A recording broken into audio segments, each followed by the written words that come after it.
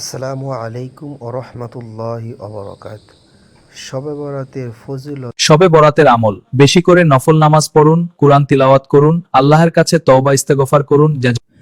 রব্বানা গফির লানা ওয়ারহামনা ওয়া আনতা খায়রুর রাহিমিন।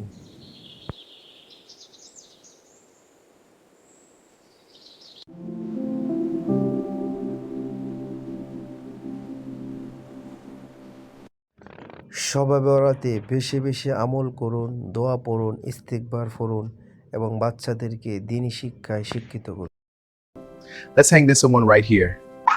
That's it. You got it. استغفر الله إن الله كان غفورا رحيما